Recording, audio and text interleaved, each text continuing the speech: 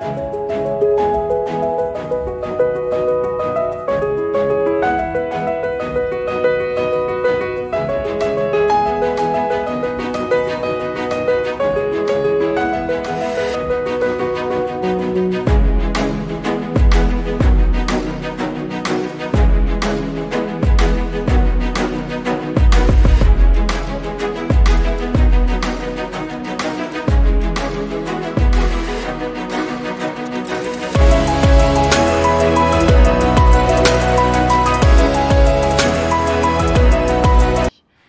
plus attendre, on va passer à la seconde formation.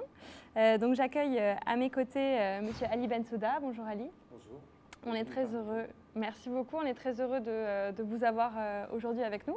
On va donc aborder cette deuxième formation qui est sur la concurrence. Comment construire une analyse de la concurrence qui soit différenciante et surtout qui mette en valeur les avantages comparatifs. Donc Monsieur Bensouda est donc lauréat de HEC Paris et va vous faire bénéficier de ses 11 années d'expérience dans le conseil. Donc Ali, je vous laisse la parole. Parfait. Merci beaucoup Julie pour cette introduction. C'est un plaisir d'être parmi vous aujourd'hui pour continuer ce module de formation. Donc comme vous l'avez vu ce matin, vous avez vu plusieurs volets. Vous avez attaqué avec tout ce qui est innovation. Vous avez vu après tout ce qui est produits et services et vous avez fini maintenant cette formation avec l'étude de marché. Moi, je vais vous parler d'un sujet qui me tient à cœur, qui est complètement la concurrence. La concurrence, c'est quoi? Tout simplement, la concurrence, tout le monde vient me dire « Oui, mais je n'ai pas de concurrent. Oui, mais c'est quoi la concurrence? Mais je suis un entrepreneur. Par principe, l'entrepreneur n'a pas de concurrent. Je suis innovant. Mon idée est unique et je sais quoi faire. » Ben, désolé, je vais essayer de co-construire avec vous une notion plus logique du marché.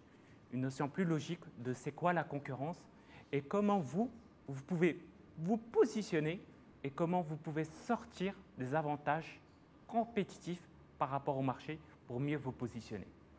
Une concurrence, c'est quoi tout simplement? Tout simplement, aujourd'hui, on va essayer de voir ensemble pendant ce module, de comprendre c'est quoi l'analyse concurrentielle. C'est-à-dire que la concurrence en elle-même, c'est une science qui permet d'être analysée, d'être approfondie. Cette analyse nous permet tout simplement de nous positionner et de nous distinguer via notre écosystème, via une clé de différence et via un positionnement bien clair.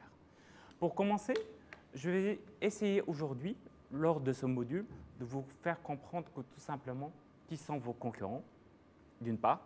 D'autre part, vous faire comprendre aussi que ces concurrents-là que vous allez identifier, comment vous allez les analyser et comment vous allez en tirer profit pour mieux vous repositionner et mieux être unique sur le marché. Avant de pouvoir décider d'adopter une quelconque stratégie, le premier travail qui doit être effectué par chacun d'entre vous, c'est définir ses concurrents. Définir ses concurrents, ça veut dire quoi? Là, j'ai 3 exemples d'entreprises que j'adore parce qu'eux, ils ont su se positionner.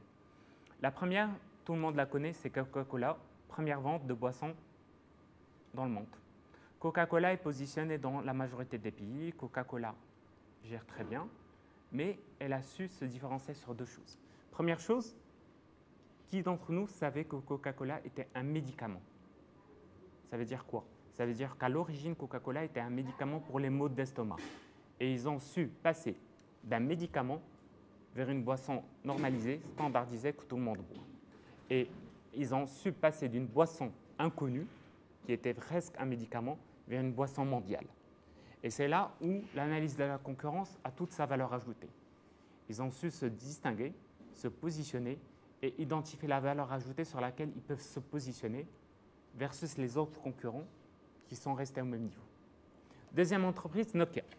Tout le monde connaît Nokia, bien sûr. Nokia est reconnu à l'échelle internationale. On a tous eu entre nos mains un téléphone Nokia. On a joué au serpent, on a fait des choses. Mais qui connaît l'origine de l'entreprise Nokia? Ben, préparez-vous tout simplement. Nokia, à l'origine, ben, elle faisait du papier. Pour être plus exact, du papier hygiénique. Donc, ils sont passés du papier vers tout ce qui est téléphonie. Et aujourd'hui, ils sont positionnés auprès des opérateurs télécoms. Donc, ils ont su quoi? Muter, évoluer, transiter d'une étape à une étape, de telle façon qu'ils répondent à un marché, qui se positionne auprès de la concurrence et qu'ils aient une clé de différenciation qui puisse se positionner dessus. Et c'est là la grosse différence et la grosse valeur ajoutée de l'analyse de marché concurrentiel. L'exemple le plus simple, et c'est le troisième que j'adore énormément, c'est Samsung. On a tous un Samsung entre les mains. Ben, qui aurait imaginé que Samsung, son premier métier, c'était vendeur de nouilles? Oui, c'était un grossiste de fruits et de légumes qui sont passés de tout simplement fruits et de légumes vers d'autres modèles plus évolués, jusqu'à le BTP, jusqu'à la construction, jusqu'à la téléphonie, jusqu'à l'électronique, jusqu'à même produits médicaux. Et aujourd'hui, ils sont même en train de faire du sanitaire et d'autres produits. Tout simplement, ces entreprises-là, vous allez me poser une question très simple. Oui, mais comment ils réussissent? Comment ils réussissent à muter? Comment ils réussissent à évoluer d'une étape à une autre? Comment ils réussissent à répondre à un besoin marché et à chaque fois se différencier de telle façon qu'ils aient des parts de marché sur un secteur sur lequel, a priori, ils n'ont pas de valeur ajoutée, ils n'ont pas d'acquis? Ben, tout simplement, ils ont fait leur devoir et ils ont fait une analyse concurrentielle et ils ont su se positionner. Pourquoi? Parce que, comme on le sait très bien, le monde est passé par 4 étapes majeures. Ce qu'on appelle des étapes des Lumières, industrialisation, post-industrialisation, chacun peut les appeler comme il veut. Moi, je les appelle d'une façon très simple. Une période où l'offre et la demande étaient complètement en déséquilibre. Donc, c'était la première période où on avait une offre très limitée et une demande extrêmement importante. Et c'est là où on s'est rendu compte qu'il y avait des produits rares qui avaient des valeurs ajoutées supérieures à l'or ou supérieures à d'autres matières. Je citerai des tissus, je citerai des produits, je citerai des marques, je citerai des voitures. Donc, on a eu ce décalage. Le deuxième décalage qu'il y a eu, c'est tout simplement quand on est passé à la deuxième étape où l'offre et la demande ont commencé à s'aligner. Quand l'offre et la demande ont commencé à s'aligner, on a constaté tout simplement que le marché s'est mieux positionné. Pourquoi? Parce que tout simplement, entre cette offre et demande, qu'est-ce qui s'est passé? Ben, tout simplement, c'était la période d'industrialisation. On a commencé à fabriquer, on a commencé à produire de telle façon qu'on réponde à la demande. Et tout le monde le sait, la planète a horreur du vide et l'être humain a horreur du vide. Donc, on a essayé de combler ce vide pour répondre à la demande. On a commencé à produire, à surproduire. Donc, c'est là où on a eu la période de la voiture. Modèle T de Ford, on a eu plein de modèles qui ont cartonné en mode voiture, on a eu d'autres marques qui ont cartonné et on a eu une explosion de la demande et du pouvoir d'achat. Pour arriver à une étape numéro 3, où l'offre et la demande se sont équilibrées. Donc, dès que tu avais besoin de quelque chose, le marché répondait à ses besoins, et ainsi de suite. Pour arriver maintenant à notre ère, à l'étape la plus importante. Cette étape, c'est quoi? C'est que l'offre est supérieure à la demande. Ah, là, il y a un problème. Ça veut dire qu'on a une suroffre. Ça veut dire que sur le marché, tu vas acheter une voiture, tu vas acheter un produit, tu vas acheter un téléphone, ben, tu ne vas pas trouver un ou deux, tu vas en trouver une dizaine, une centaine de modèles. Et l'exemple le plus simple, c'est la voiture. Aujourd'hui, on vend des voitures personnalisées avec du branding personnalisé pour répondre à une demande bien précise. Et quand on dit offre supérieure à la demande, ça veut dire que le marché est saturé. Ça veut dire que pour pouvoir pénétrer, gagner du chiffre d'affaires, avoir un produit qui marche, il faut quoi? Ben, tout simplement, il faut se différencier. Il faut se distinguer. Il faut se positionner. Et c'est là où le fameux terme qui est en tendance maintenant qui circule, on parle d'innovation. On parle de nouveaux procès d'innovation, de création, de créativité. Et même les grosses entreprises sont en train de pousser leurs collaborateurs à innover, à créer pour mieux se positionner par rapport à cette demande qui est limitée. Et c'est là où on commence à avoir des offres bien spécifiques. Et nous, start-upers et entrepreneurs aujourd'hui, notre rôle, c'est d'être dans cette position-là, où on doit répondre à une demande bien spécifique. Et par rapport à cette demande, on doit bien cerner notre produit, nos clients et nos concurrences. Vous l'avez vu dans les premières formations, il y a des méthodes, des démarches pour mieux cerner ce produit et nos clients. Ben moi, ce que je vous propose, c'est pour englober tout ça, il faut cerner nos concurrents et se positionner autour de nos concurrents avec une clé de différenciation qui fait la différence. Cette clé, tout simplement, c'est quoi? C'est qu'avant, les entreprises se faisaient la concurrence via un modèle très simple. Qualité, prix ou produit. Donc, on était sur des choses assez basiques. Tu voulais pénétrer le marché, ben, tu vendais moins cher. Tu voulais pénétrer le marché, ben, tu offrais un service en plus. Tu voulais pénétrer le marché, ben, tout simplement, tu avais une qualité supérieure. Tu étais certifié ISO 9001, tu étais certifié ISO 4000, environnement, autre chose. Ben, aujourd'hui, la différence, c'est quoi? C'est que les produits n'ont aucun plus sens. L'exemple le plus simple, c'est qu'on est dans une ère où tout évolue et que tout produit peut répondre à un besoin divers. Et on le vit aujourd'hui avec des exemples très simples, le téléphone. À l'initial, le téléphone, il faisait que téléphone. Aujourd'hui, c'est limite un smartphone, c'est limite un ordinateur en lui-même. La montre, elle ne servait qu'à regarder l'heure. Aujourd'hui, une montre, vous pouvez lire dessus, écrire, envoyer des messages, noter, suivre votre rythme cardiaque, alerter votre médecin et ainsi de suite. Donc, nos objets du quotidien ont évolué pour répondre à des demandes bien spécifiques et bien précises. Avant, une montre répondait à une demande très simple, donnez l'heure. Aujourd'hui, elle répond à une centaine de demandes. Votre produit aujourd'hui, dans lequel vous êtes en train d'innover, répond à une demande. Dans le futur, il va répondre à son demande. Mais pour pouvoir répondre et savoir quelle est la demande sur laquelle vous devez vous positionner le mieux pour offrir un service adapté à vos clients, c'est la concurrence qui va vous le dicter. Il y a un bouquin que j'aime bien et je vous encourage à le lire, c'est l'Océan bleu. L'Océan bleu, sa démarche est très simple. Elle vous dit, au lieu d'innover et de proposer des produits dans un océan rouge où le prix et la qualité sont les maîtres ordres et les décideurs par rapport au marché, il faut innover sur une nouvelle demande, sur un nouveau marché que vous allez créer vous-même. Donc, il faut initier cette demande et la créer pour que vous puissiez vous positionner dessus. Ça veut dire quoi, tout simplement? Ça veut dire que notre produit, il part par une courbe de cycle de vie. Vous êtes en phase de startup, donc vous êtes en phase idéation. De l'idéation, vous passez au MVP. De MVP, vous passez à la pénétration de marché. De la pénétration à marché, vous passez à la croissance. De la croissance, vous passez à la maturité. De la maturité, vous passez au déclin. C'est le cycle de vie standard d'une entreprise. Toute entreprise passe par ces étapes-là. Et votre startup va passer par ces étapes-là. La différence, c'est quoi? C'est que plus vous avancez dans les phases, plus la concurrence va se limiter. Pourquoi? Parce qu'au début, la concurrence est plus ardue, plus poussée. L'exemple le plus simple, vous êtes un entrepreneur, vous êtes une start-up. Je peux vous défier que comme vous, il y a une centaine de personnes qui ont les mêmes idées que vous et qui sont en train de descendre des start-up avec la même idée que vous. La seule différence qui va faire que vous allez marcher et eux qui ne marchent pas, c'est votre analyse de concurrence et votre positionnement de différenciation. Plus vous avancez, plus cette différenciation va être notable et va se concrétiser via l'image de marque, via la notoriété, via le positionnement, via la fidélisation client. Donc, votre concurrence se transforme en levier de différenciation positionné sur des facteurs bien précis. Mais ce travail initial de concurrence en amont qui est nécessaire pour le démarrage et l'atteinte de la croissance, c'est un travail qui doit être mené par vous. Ce travail, tout simplement, il va vous permettre de vous poser des questions. Avez-vous une stratégie? Avez-vous un positionnement? Êtes-vous différenciant? Que veut votre client? Et la question la plus importante, pourquoi vous? Pourquoi vous devez prendre cette start-up et pas l'autre ou l'autre ou l'autre?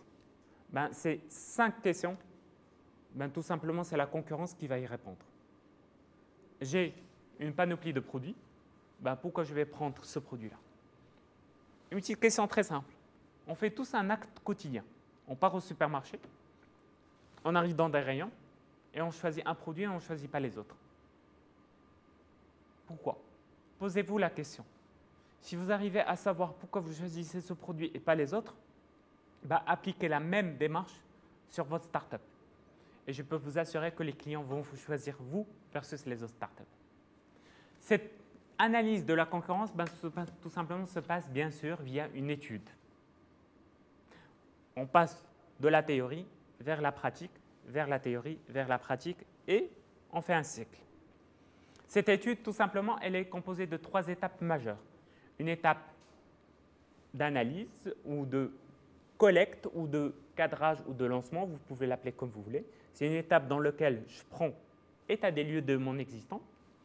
Une deuxième étape où je fais des analyses, des deep dives, j'essaie de comprendre, j'essaie d'identifier les causes racines de ce point-là. Et dernière étape où je commence à déployer, à appliquer, à mettre en œuvre. Et je refais mon cycle au quotidien. Et je refais mon cycle. Et je refais mon cycle. Et ainsi de suite. Ces étapes, tout simplement, il y a Google qui peut vous aider énormément dessus. Tapez vos mots-clés par rapport à votre produit. Google vous remontera vos concurrents directs et indirects.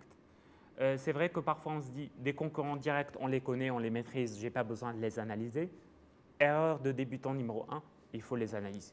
Parce qu'eux aussi, ils sont en train de vous analyser. Deuxième chose, on peut mettre en place un outil, par exemple, comme Google Alert, qui est gratuit.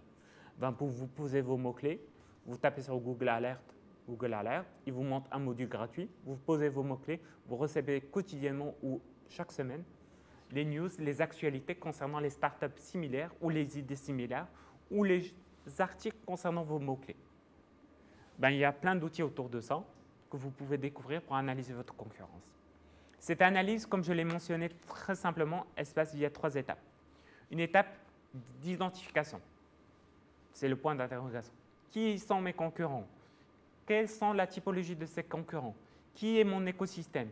Qui sont mes concurrents directs, indirects? Comment ils se positionnent? Dès que j'ai cette vision ou ce tableau 360 degrés, je passe à la deuxième étape qui est l'analyse et la synthétisation de mes informations. J'identifie mes éléments clés, mes éléments de différenciation, mes éléments de positionnement, mes éléments de langage et surtout, j'essaie de mieux cerner mon scope. Dès que j'ai fait ça, j'attaque l'étape analyse, mise en œuvre, opérationnalisation avec un retour d'expérience sur une amélioration. Alors, l'étape 1, qu'est-ce que je fais tout simplement? J'essaie de comprendre mes concurrents. Je me renseigne sur les réseaux sociaux, je me renseigne sur les sites web, je me renseigne auprès de mes clients, je suis à l'écoute du marché, j'essaie de comprendre ce qui se passe autour de moi, je suis aux aguets de tout ce qui se passe. Toute actualité, toute information qui me permet d'identifier mes concurrents, je la récupère. Et s'il vous plaît, on ne se limite pas juste à savoir « oui, j'ai 2 concurrents ». Non, je n'ai pas besoin de ces informations, sérieusement. J'ai besoin du détail. Comment ils se positionnent? Quelle est leur différence? Quelle est leur valeur ajoutée? Quel est leur client? Quelle est leur stratégie? Quel est leur axe de communication? Quels sont leurs éléments de langage? Quelle est la différenciation de leurs produits? Comment ils ont su pénétrer le marché? Donc, plein de questions auxquelles je dois avoir des réponses claires et précises. Plus vos réponses sont claires et précises, plus vous pouvez être sûr que tout simplement, vous avez cerné vos clients, vous avez identifié ses concurrents, vous savez ce que le marché veut et vous avez maîtrisé votre demande et vous allez y répondre d'une façon structurée. Cette façon structurée, tout simplement, elle est structurée comme suit. Je prends un Excel dans lequel je pose le nom du concurrent, je pose le site web, je pose les éléments de différenciation, je pose les éléments d'information, je pose les éléments de discussion et je positionne tous mes éléments. Heureusement ou malheureusement, on a tendance à oublier.